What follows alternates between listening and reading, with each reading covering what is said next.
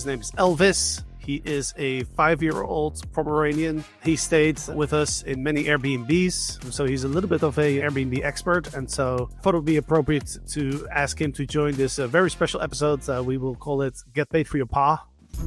Welcome to Get Paid For Your Pad, the definitive show on Airbnb hosting, featuring the best advice on how to maximize profits from your Airbnb listing, as well as real-life experiences from Airbnb hosts all over the world. Welcome. Get paid for your pad. Get paid for your pad. Get paid for your pad. Welcome to another episode. This is a very special episode. A few days ago, it was World Animal Day. And so I thought it'd be appropriate to record an episode about being pet friendly as an Airbnb host. And I have a very special guest here. His name is Elvis. He is a 5-year-old Pomeranian. He stayed with us in many Airbnbs. So here's Elvis's little paw. If you're watching this on YouTube, you can see his friendly little face. And Elvis is a little bit of an Airbnb expert. You know, as I mentioned, he stayed with many Airbnbs with us, and he's a little shy in front of the camera. So I decided to ask him some questions before recording this episode, and I will share his advice, his expert advice for all you guys hosts out there. Elvis also, he has a very special bed where he sleeps every night in our room, and he also hosts several teddy bears in his bed, including tiger, crocodile, humpy beast. And so he has a very personal approach, I could say, to welcoming these teddy bears in his bed. Not everything that he does with his guests I would recommend, but definitely we could say that he is a little bit of a hospitality expert. I'm going to share some of his advice with everybody on the podcast right now. So first off, Elvis definitely believes that every host should be pet friendly, especially towards small dogs. There's a couple reasons why hosting pets is very advantageous when it comes to from a revenue management perspective. First of all, a dog is a security guard, right? So when you host people that have pets, your house is less likely to be broken into. So it offers an additional layer of security to the hosting process. So that's a good reason to accept these furry friends. They're basically furry security guards, right? No need for alarm systems or anything like that, especially if you host dangerous Pomeranian like Elvis. No burglar would ever have the courage to break into the house when it's guarded by such a ferocious animal, of course, right? The second point is dogs are very unlikely to throw a party, right? Humans, in fact, are much more likely to throw a party. And I can attest to that because when we throw a party, we usually don't bring Elvis. We usually are looking for somebody to look after Elvis while we organize the party and host the attendees. So bringing a dog to an Airbnb to throw a party is definitely not ideal. So I think he has a point there. I think people that travel with pets are probably less likely to throw parties. So another reason to be pet friendly. Number 3 is dog owners are grateful for the opportunity to stay with their little animal. You know, the pet is part of the family, and because not all Airbnbs are pet friendly, I can attest to this myself, and especially my wife. We are always grateful when we can bring Elvis, because he's part of, as I mentioned, he's part of the family. We don't like to leave him behind. And so being able to stay at an Airbnb and bringing our little friend is something that we're very grateful for. And so I would say on average, we give better reviews to hosts who allow us to bring a pet. So I think that's another good point that Elvis makes. You know, as you can tell, he's a pretty smart dog. So it could boost your review score, which these days is very important, especially on Airbnb. As we all know, Airbnb has started to remove listings that get a few bad reviews or have a low rating. And visibility really goes down a lot these days if you don't have at least like a 4.7 or so. And so, you know, getting those extra 5-star reviews is definitely going to help you make more money. Right, Elvis? Rough. Number 4 is everybody loves taking pictures of their dogs. Right. And so bringing a dog pretty much guarantees that there's going to be tons of Instagram stories of your Airbnb with hashtags like puppy in paradise going around. And so it's very good for your marketing. Next up is people that have a dog are usually pretty nice people. They also are somewhat organized, right? Somebody can keep a dog alive, well fed, and happy, then they can probably handle your check-in and check-out restrictions. They're probably a little bit more organized, so probably won't make as much of a mess. So that's another reason to be pet friendly. And last but not least, I think Elvis thinks that people who travel with pets tend to be a little bit less price sensitive. So we are willing to pay a little bit extra. Also, when traveling with a pet, I would say we typically would book a little bit earlier in the booking window, right? Because we know that there is limited pet-friendly Airbnbs available. And so when we travel with our little friends, we typically book a little bit further in advance, and we are a little bit less concerned about the price. So we are a little bit less price sensitive. What we look at is the Airbnb. Does it have like an outside area where Elvis can run around and play? We also look at, is it a safe neighborhood, of course, because Elvis is our most precious belonging at this point and most valuable belonging that we have. So, of course, we want to be safe. So we plan a little bit further ahead, and we are willing to pay a little bit extra for our stay when we travel with our pet. Now, that's pretty much Elvis's business advice. So very good advice from Elvis here. One last thing is, because of all these advantages that you get from hosting a pet, we should really not charge a pet fee, is Elvis's opinion. In fact, Elvis believes because you get all these benefits, we should actually have a pet discount. So we should subtract $50 for every pet that our guest brings. And also, there should be a dog bowl, there should be a bed, and there should be plenty of toys and plenty of snacks. Elvis is a big fan of cheese. So cheese snacks are definitely high on the list of recommendations as far as doggy snacks. So that's Elvis's advice. I will now chip in a little bit with some of my own advice. So Elvis, say goodbye.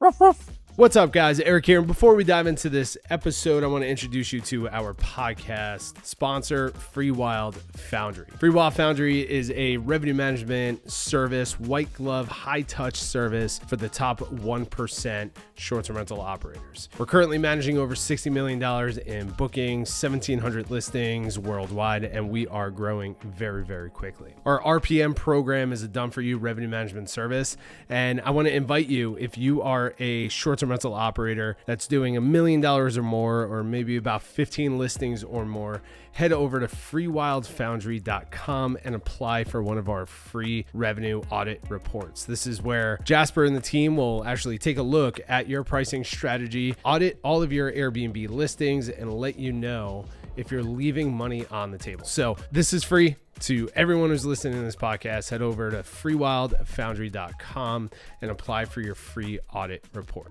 Very special guest, Elvis. If you are listening to only the audio, then I highly recommend check us out on YouTube so you can see the video of this podcast episode. And we will now go into some other advice from my experience. This is a question that we get a lot from our revenue management clients, right? They're always looking for opportunities to increase revenue, of course. And we usually advise, if possible, to be pet friendly. Sometimes it's not possible, right? If you're managing for an owner who won't allow it, or if you have very expensive furniture that you want to be careful with, there are situations where being pet friendly might not be a good strategy. Also, the only other drawback that I can think of is obviously there might be a little bit of extra cleaning, but I would say, a couple of things that you can do to kind of prevent having to do too much extra cleaning is give the guests some instructions, right? Let them know, where is the dog allowed to walk around? Is the dog allowed to sit on the couch? Maybe if you do allow that, maybe provide some blankets that the guests can put on top of furniture if you do allow that. If you don't allow that, make it very clear to the guest that the dogs are not allowed to be on the furniture. Also, providing poopy bags is a good idea, right? In case the guests, most guests will probably bring their own, but it doesn't hurt to give some instructions to the guests on what the house rules are. I think people with dogs in general will probably respect those house rules, right? The only other disadvantage, I think, is obviously some people are allergic to pets, right? So somebody who's allergic is not going to book your unit if it's pet friendly, even if they're not bringing a pet, because even if you clean very well, there could always be some allergens, I think they're called. There could, some allergens may remain, and some people are very sensitive to that, right? So you will lose a little bit of demand of people that specifically want to stay at Airbnbs that are not pet friendly. But I think that's the minority. I think there's more people traveling with pets than that there are people who are highly allergic. So I think the balance there is in our favor in terms of accepting or increasing our demand when we open up for pet-friendly stays. Obviously, it's a good idea to look in your market and see how many units are available for pet-friendly stays. In Price Labs, what you can do is on the market dashboard, you can actually filter for pet-friendly units, and so you can get an idea of what percentage of supply in your market is actually pet-friendly, and then you can do some research. ChatGPT these days is a good way to start to see if there's any data that you can find on how many people are actually bringing pets. So that way you can get a little bit of an idea of like supply demand. I would say typically in drive-to destinations, pets are more common because obviously it's easier to travel with a pet if you're driving than if you are flying, right? So fly to markets probably has less demand for pets than drive to destinations, especially if you're in a natural area where it's nice to go on hikes and to go on walks with your pet.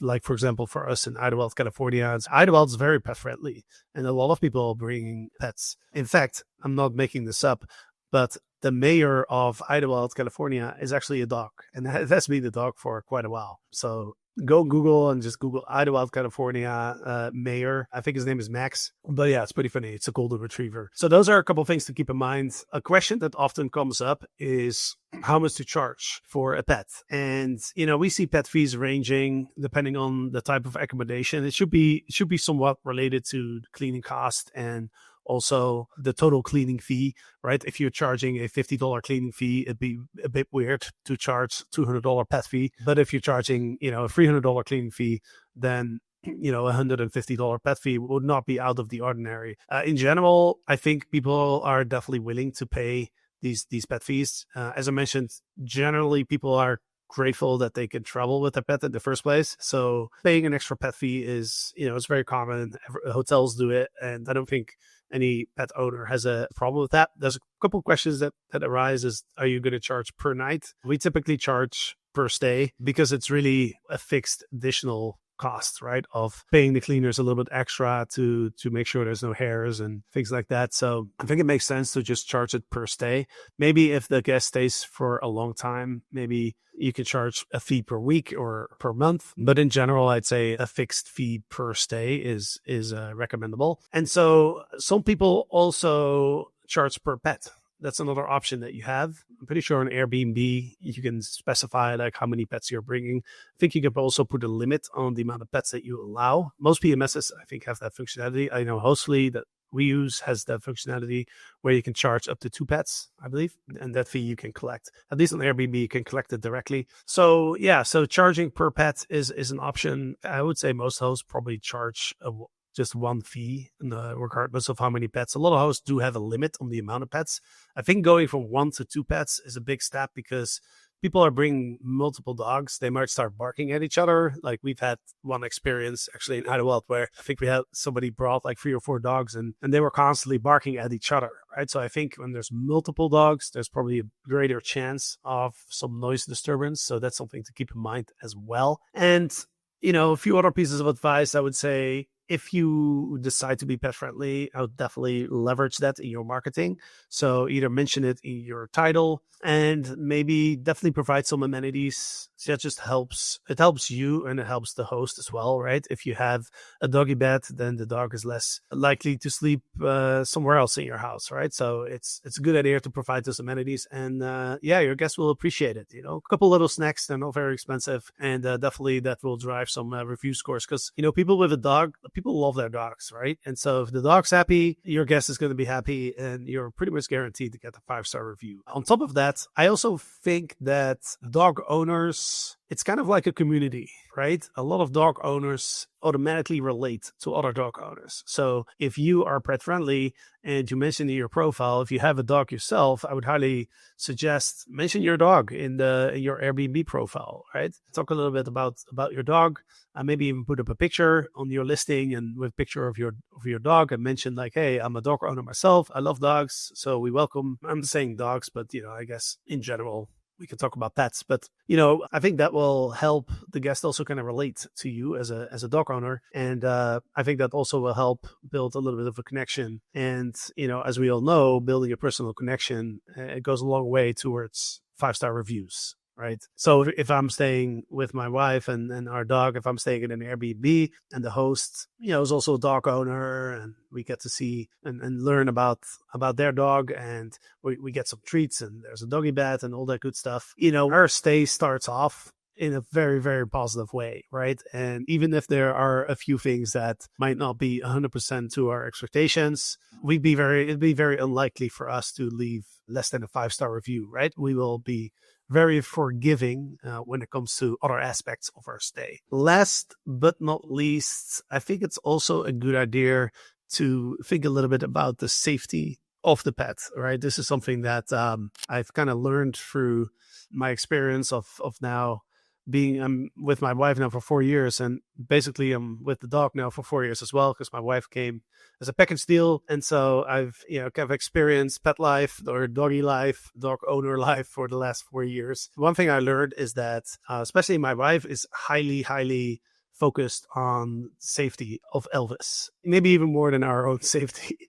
So when we look at Airbnbs, she's always going to look at, is there a fence that we can close so that Elvis is not going to walk on the street, right? Is there any are there any dangerous animals? Is there somewhere where he can fall? So that is something that I would also pay attention to if you want to focus on the pet-friendly niche, is really think about the safety of the dog, especially small dogs. People are very concerned about the safety, right? So think about like, hey, what could go wrong? How can we prevent it? Are there any ways, any things that we can do to make the stay more safe for the pet? I think is a really good idea. So to summarize, I think if you have the ability to host pets, I definitely think it will drive additional revenue. You open up demand for people that travel with pets. People that travel with pets typically book a little bit earlier. I think they are willing to spend a little bit extra money. They're not as price sensitive. And also, I think they are definitely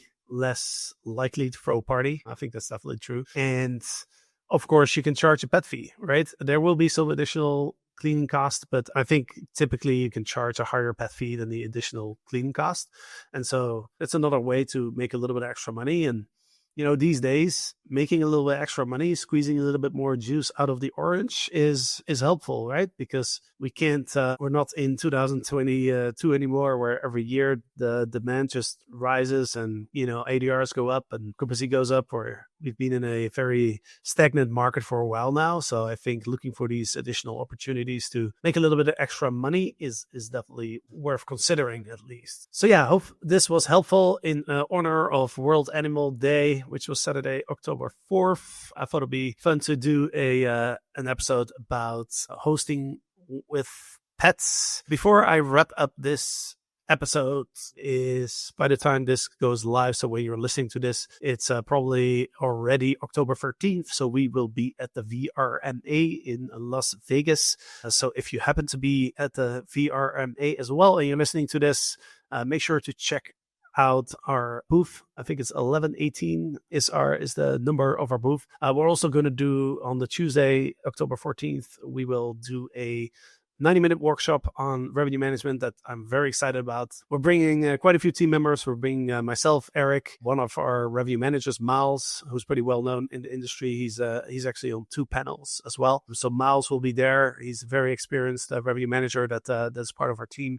We'll have our enrollment specialist, Mariano, will be there as well. And our marketing wizard, Kay, will be attending. So there'll be 5 of us.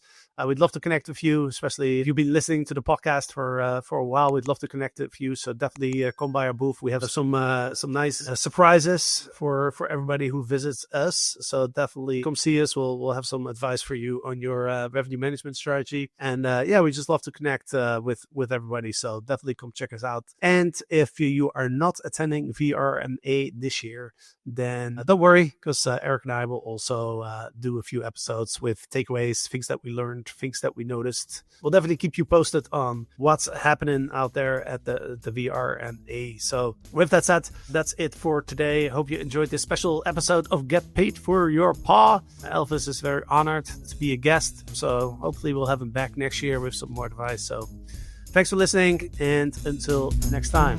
Get paid for your pet. Get paid for your pet.